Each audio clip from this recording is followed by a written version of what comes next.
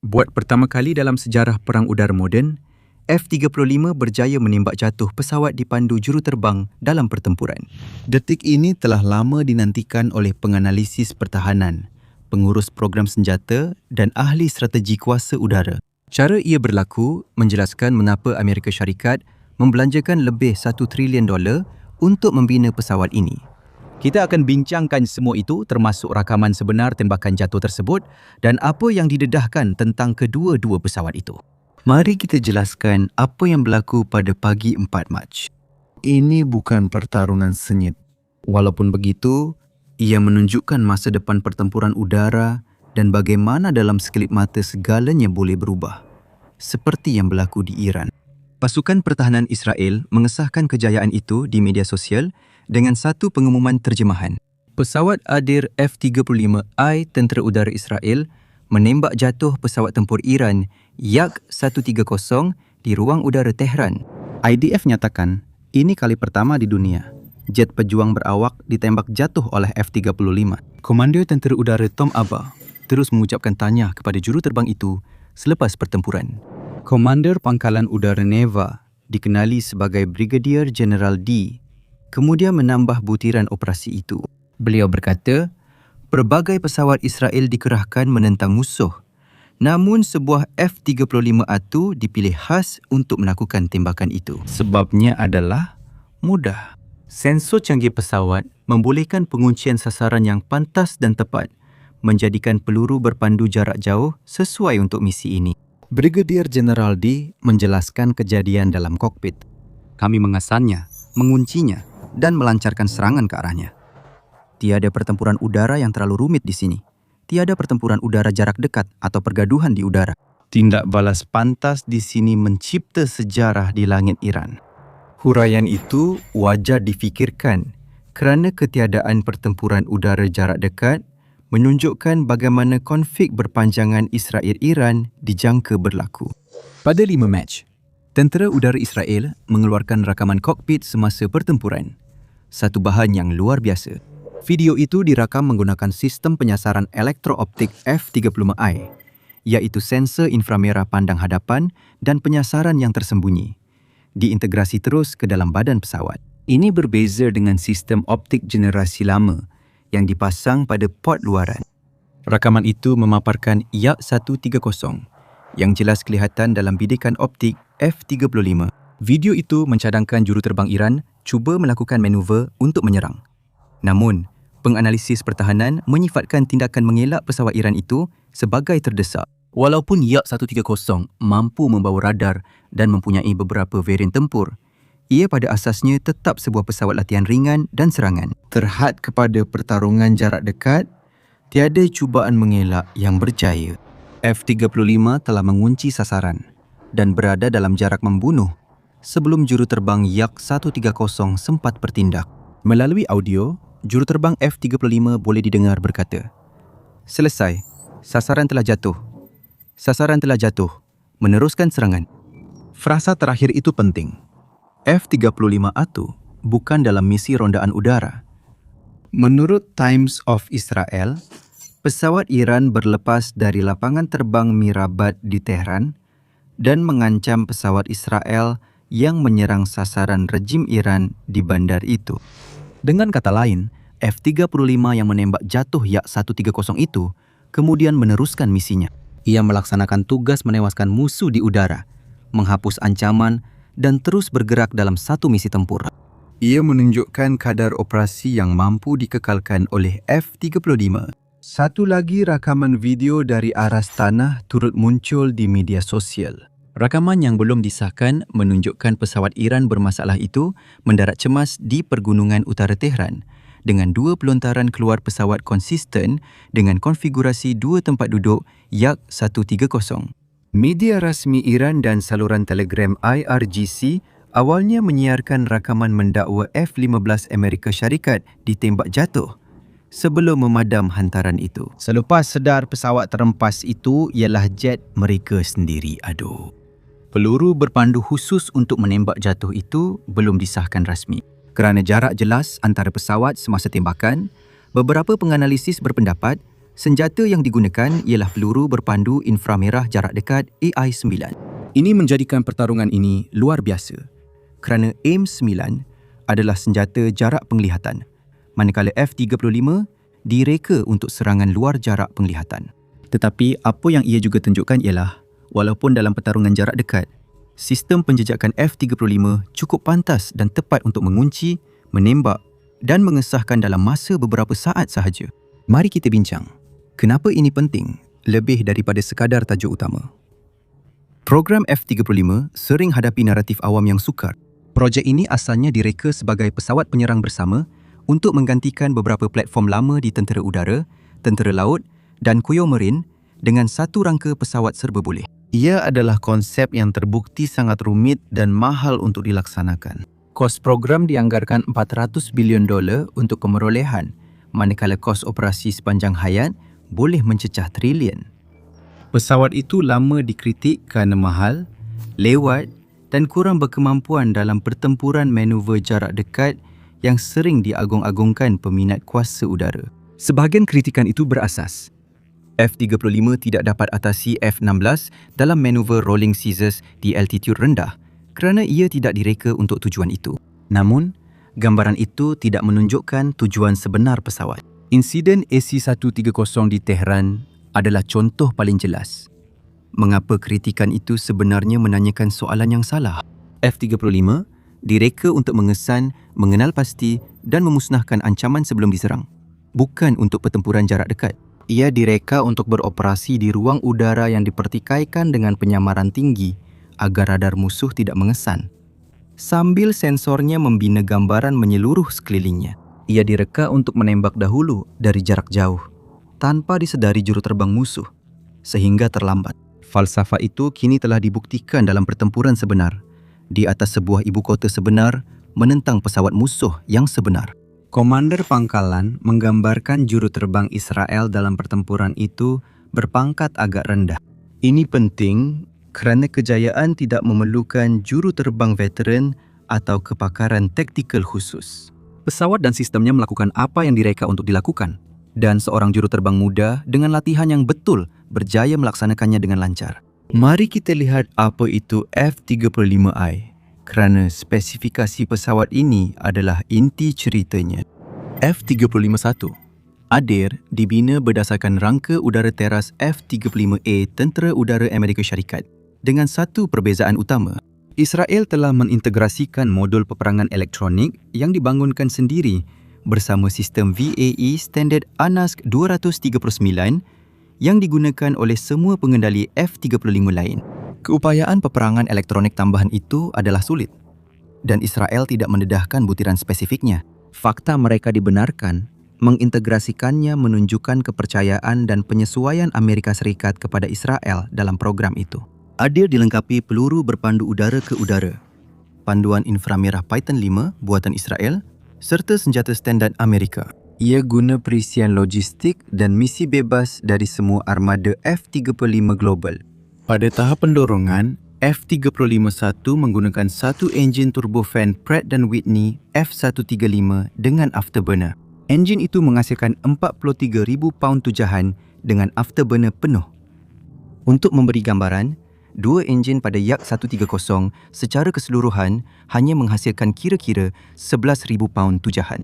F-35 laksanakan 4 kali lebih kerja dengan satu sumber kuasa. F-35A dinilai pada Mach 1.6 menempatkannya dalam kategori supersonik.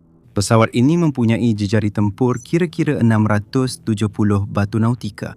Hasil daripada laporan pembangunan keupayaan jarak jauh tempatan Israel, F-35I kini boleh menyerang sasaran di Iran tanpa pengisian minyak udara.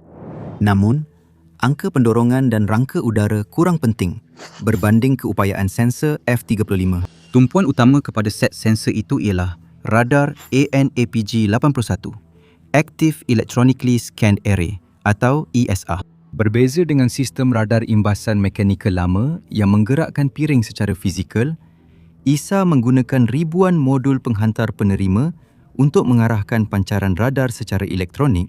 Ia boleh tukar fokus dengan cepat, jejaki beberapa sasaran serentak dan beroperasi dalam mod aktif serta pasif. Dokumentasi Northrop Grumman menyatakan dalam pertempuran udara ke udara, APG-81 membolehkan juruterbang mengesan, menjejak, mengenal pasti dan menembak pelbagai pesawat ancaman sebelum F-35 dikesan pihak lawan.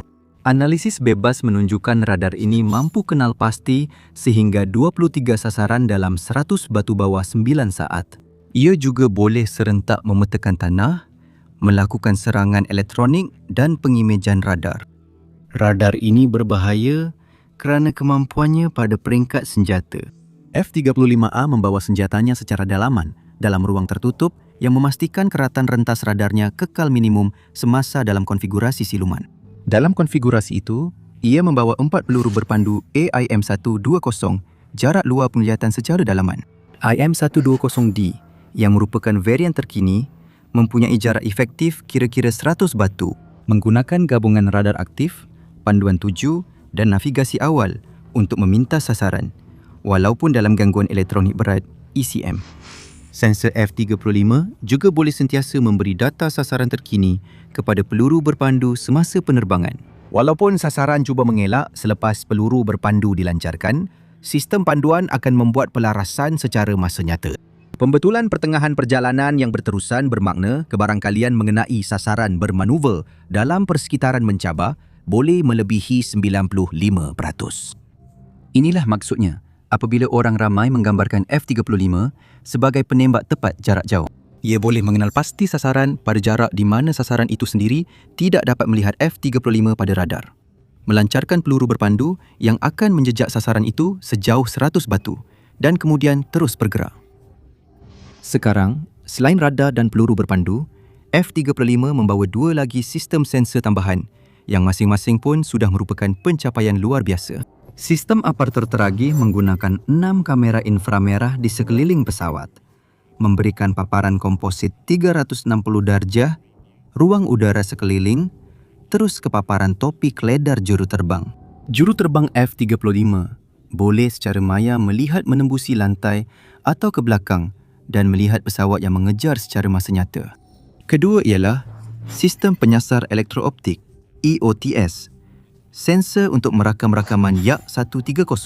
Kerana disepadukan dalam fuselage, ia mengurangkan keratan rentas radar pesawat.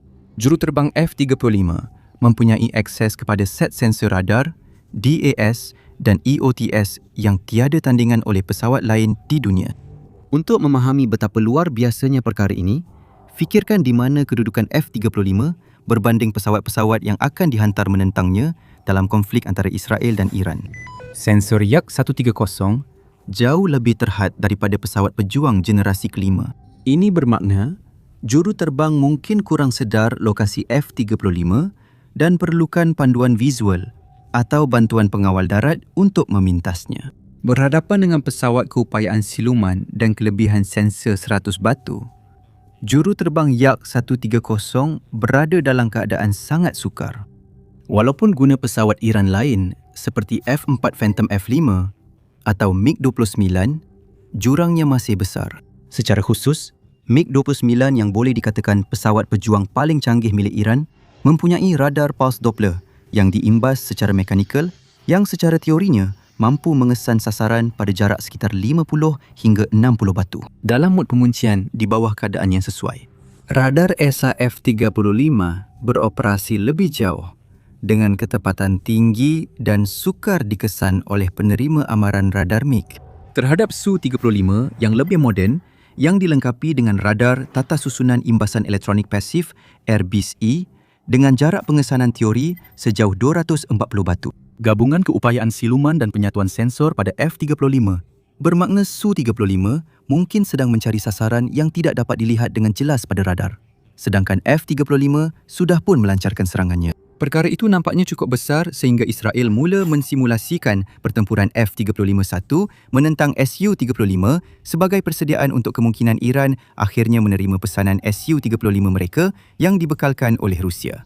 Perancangan pertempuran ini menunjukkan betapa seriusnya Israel dan Amerika Syarikat mempertimbangkan lawan generasi ke-4 plus dalam pertempuran dengan F-35. Jika anda mahu tahu lebih lanjut tentang perbandingan pesawat, Langgan The Military Show. Kami sering kongsi analisis ketenteraan dan peralatan terbaik. Dan itu membawa kita kepada kedudukan Iran dalam konflik ini. Kerana perbezaan pesawat di atas Tehran pada 4 Mac bukan sekadar kisah tentang satu jet sahaja. Yak-130 merupakan pesawat tempur tercanggih dalam operasi Iran menurut The War Zone. Itu adalah kenyataan paling penting dalam keseluruhan video ini.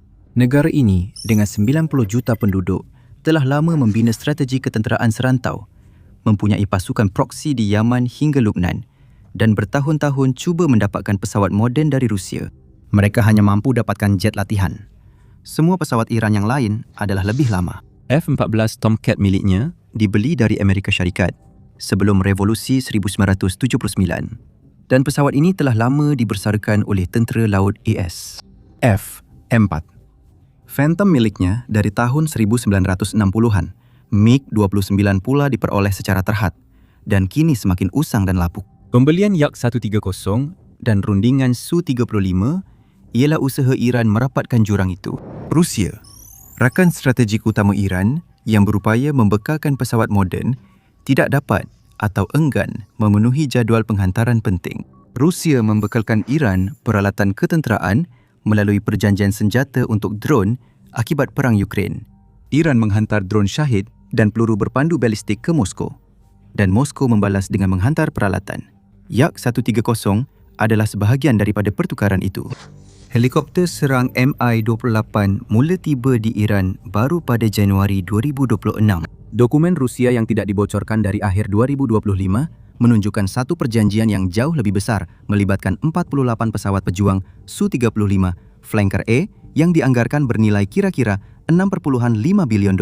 Penghantaran kononnya dijadualkan antara 2026 hingga 2028. Namun, Su-35 tidak ada ketika konflik bermula semula pada awal 2026 dan bukti menunjukkan ia tidak akan tiba untuk mengubah keseimbangan kuasa semasa. Ini kerana ekspor jet pejuang Rusia telah jatuh sepenuhnya. Undang-Undang Sekatan 2017 melumpuhkan hubungan pelanggan tradisional, menyebabkan Mesir dan Indonesia membatalkan pesanan Su-35. China menyelesaikan pembelian jet pejuang Rusia terakhirnya pada 2018 dan kini fokus kepada program J-20 dan J-35 generasi kelima sendiri. Pengeluaran jet pejuang domestik Rusia dianggarkan hanya 24 pesawat pada 2024. Jumlah itu hampir tidak cukup untuk mengimbangi kerugian tempur di Ukraine. Apatah lagi untuk menghasilkan kapasiti lebihan bagi tujuan ekspor. Sebaliknya, beberapa Su-35 yang dilaporkan diperuntukkan untuk Iran nampaknya telah dialihkan ke Algeria.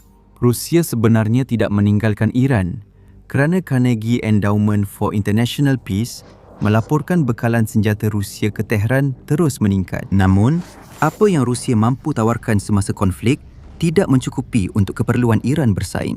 Yak-130 di Tehran adalah pesawat terakhir yang Iran masih boleh terbangkan. Di manakah konflik ini kini? Implikasi geopolitik pertempuran 4 Mac sekurang-kurangnya ada dua kemungkinan hasil. Senario pertama ialah pencegahan melalui penghinaan. Iran kehilangan jet paling modennya dalam pertempuran yang juruterbangnya mungkin tidak sedar kehadirannya. Setiap penerbangan tambahan yang dilakukan Iran dengan pesawat yang masih tinggal kini membawa risiko yang sama. Langkah rasional bagi pasukan yang sudah kehilangan pesawat, lapangan terbang dan sistem pertahanan udara secara besar-besaran ialah untuk memelihara apa yang masih tinggal. Jika Iran hentikan operasi pesawat demi kelangsungan, ia serah ruang udara sepenuhnya dan terima apa saja dari kempen udara tanpa dapat campur tangan.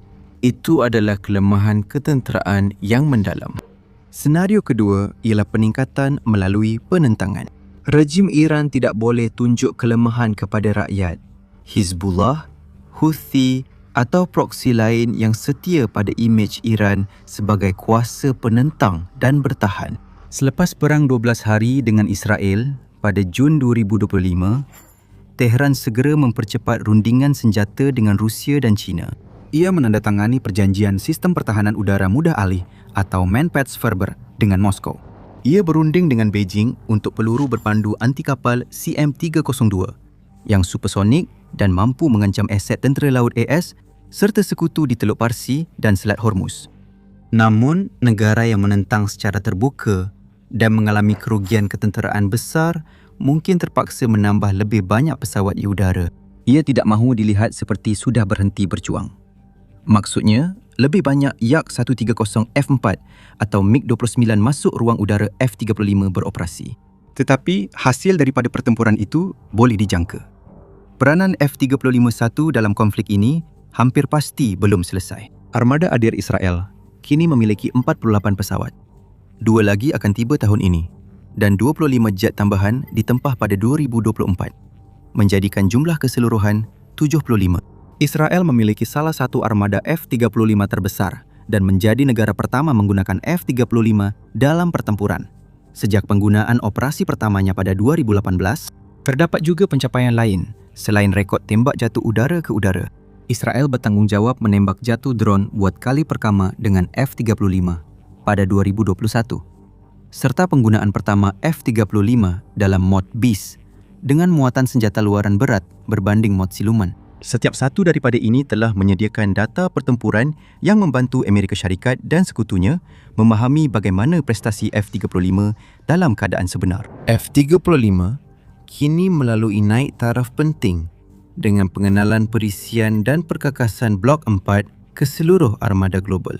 Ia termasuk radar ESA NAPG-85 generasi baharu yang menurut Northrop Grumman menawarkan jarak 50% lebih jauh berbanding APG-81. F-35 yang menembak jatuh Yak-130 adalah antara pesawat pejuang pengeluaran paling berkeupayaan di dunia. Namun, pesawat yang dibina kini membawanya ke tahap lebih tinggi. Pengajaran utama dari insiden di Tehran pada 4 Mac bukan sekadar pesawat latihan dan serangan ringan ditembak jatuh oleh pesawat pejuang siluman generasi kelima.